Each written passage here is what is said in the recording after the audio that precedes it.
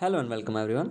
तो आज हम न्यू बैक्टीरियल डिजीज जो कि बोटुलिज्म है, जैसे आप स्क्रीन पर देख सकते हैं, ये सभी पार्ट हम इसमें कवर करेंगे, जैसे synonyms, etiology, transmission, host affected, pathogenesis, clinical sign, diagnosis, differential diagnosis, treatment and prevention. तो ये हमारा पार्ट 1 होगा, इसमें हम क्लिनिकल साइन तक कवर करेंगे और जो पार्ट 2 होगा उसमें हम बाकी बचा हुआ पार्ट कवर करेंगे। तो दोस्तों, ऐसे हम हर एक बैक्टीरियल डिजीज आपके साथ शेयर कर रहे हैं। तो आपको अगर कोई भी डाउट रहता है तो आप हमसे ज़रूर पूछें और ऐसे ही आप हर एक बैक्टीरियल डिजीज़ को कवर कर लें अगर आप वेटरनरी फील्ड से रिलेटेड हैं। तो चलिए बात करते हैं सबसे पहले सिनोनिम्स की। तो दोस्तों, इसके 4 सिनोनिम्स होते हैं। सबसे पहले इक्वाइन ग्रास टेटनी, दूसरा इक्वाइन डिसऑटोनिमिया, थर्ड लिम्बरनेक और फोर्थ है शेकर फॉल सिंड्रोम। ये सभी को नाम क्यों दिया गया है, ये सभी आप क्लिनिकल साइंस जैसे पढ़ेंगे उसमें कवर कर लेंगे। तो दोस्तों, अगर हम बात करें जनरल इंट्रोडक्शन की, तो ये होता है क्लोस्ट्रीडियम बोटुलिनम से, जो कि प्रोड्यूस करता है पोटेंट न्यूरोटॉक्सिन और वो अपनी वेजिटेटिव सेल को मल्टीप्लाई करता है और फिर कुछ लिथल टॉक्सिन प्रोड्यूस करता है, जैसे बी, सी और डी। और उन्हीं को अगर एनिमल इंजेस्ट कर ले और वो बॉडी के अंदर चले जाएं, वही मेन सोर्स होता है इंटॉक्सिकेशन का। और उससे कुछ साइन देखने को मिलेंगे, जैसे toxaemia, flaccid paralysis in human, animal and birds. चलिए बात करते हैं एटियोलॉजी की। ये होता किससे है, तो क्लोस्ट्रीडियम बोटुलिनम जैसे अभी बताया, वो एक स्पोर फॉर्मिंग ऑर्गेनिज्म है, ग्राम पॉजिटिव, जो कि आपको दिखता है सिंगल पेड या शॉर्ट चेन में।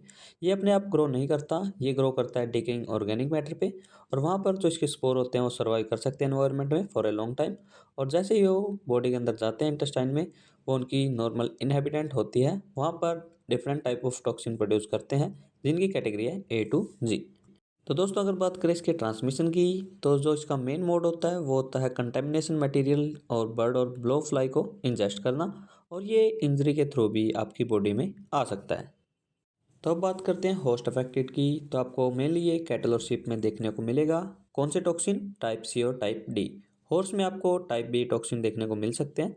पिग, डॉग, कैट, ये तीनों रेजिस्टेंस होते हैं और जूनोटिक होने की वजह से ह्यूमन में भी इसके कुछ केसेस देखे जाते हैं।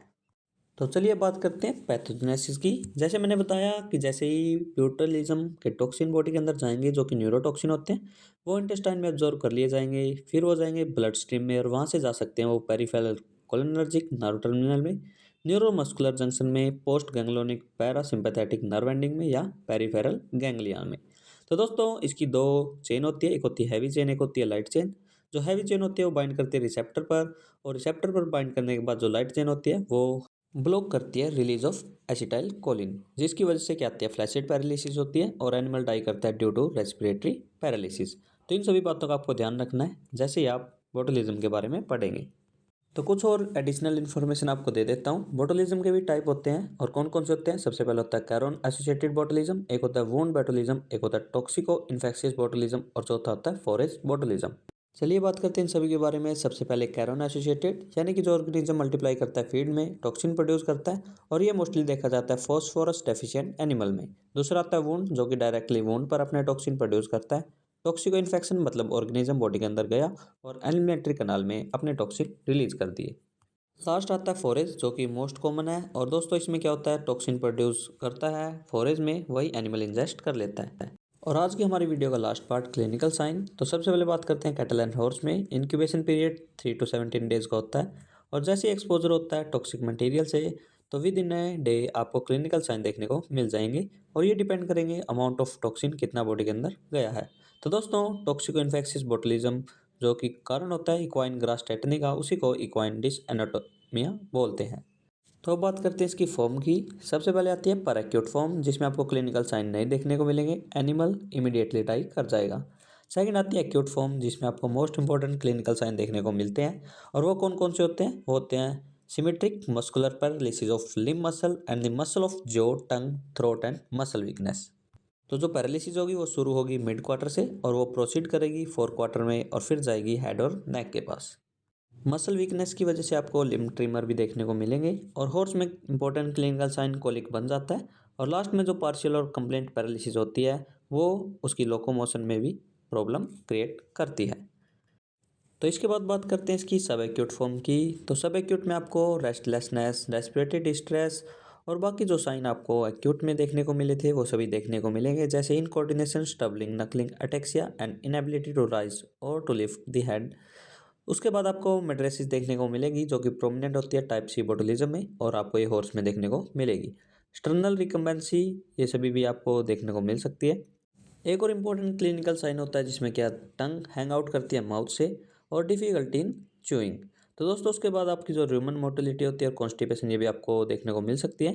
पैरालिसिस होती है चेस्ट मसल की जिसकी वजह से उसको सांस लेने में प्रॉब्लम होती है, और ड्यू टू रेस्पिरेटरी फेलियर आपका एनिमल डाई कर जाता है। तो ये थी इसके सारे क्लिनिकल साइन। चलिए थोड़ी सी बात हम फाउल में भी कर लेते हैं। तो दोस्तों इसमें टॉक्सिको इन्फेक्शन बोtulism होता है मेनली टाइप बी टॉक्सिन का। ये अप टू 8 मंथ तक इसमें सबसे ज़्यादा केसेस आपको देखने को मिलते हैं, और इसको सेकर फॉल सिंड्रोम इसलिए बोला जाता है क्योंकि जो मल्टीप्लिकेशन होती है ऑर्गेनिज्म की वो इंटेस्टाइन में होती है और वहीं पे वो टॉक्सिन प्रोड्यूस करता है। जो मसल ट्रिमर होगा इसका सबसे प्रोमिनेंट और अर्लियर साइन होगा। तो अगर आप देखें फॉल में जो वॉक होगी, जो उसकी गेट होगी वो स्टिल्टेड होगी और वो ड्रैग करेगा टो को, और उसके माउथ से सलाइवा भी आपको ड्रोलिंग होता हुआ दिखेगा।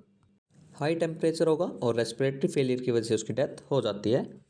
चलिए अब बात करते हैं सिप में। तो सिप में आपको क्या क्लिनिकल साइन देखने को मिलेंगे। सबसे इंपॉर्टेंट है फ्लैसिड पैरालिसिस इसमें नहीं होगा। वही आपको इनकोऑर्डिनेशन और एक्साइटेबिलिटी देखने को मिलेगी अर्ली स्टेज में, और चलते हुए उसकी जो गर्दन होगी वो एक साइड होगी और अप डाउन करते हुए चलेगा, ये होती है लिम्बर नेक। और बाकी उसकी बात करें टेल होगी, उसकी लेटरल मूवमेंट होगी, सलाइवा सीरियस नेजल डिस्चार्ज ये सभी नॉर्मली है, और बाकी वही रेस्पिरेटरी फेलियर की वजह से इसमें भी आपको रैपिड डेथ देखने को मिल सकती है। तो इस वीडियो का सबसे इंपॉर्टेंट पार्ट जो कि होता है जूनोसिस। जो बोटुलिज्म एक जूनोटिक डिजीज़ है, ये ह्यूमन में भी हो जाती है और इसको यूज़ किया जाता है as agent of bioterrorism. तो इसके जो टॉक्सिन होते हैं वो मीट एंड मिल्क में आ जाते हैं, तो आपको उनको कंज्यूम नहीं करना है बिना उनको कुक किए। तो ये थी आज की इंपॉर्टेंट वीडियो। आशा करता हूँ वीडियो हेल्पफुल थी।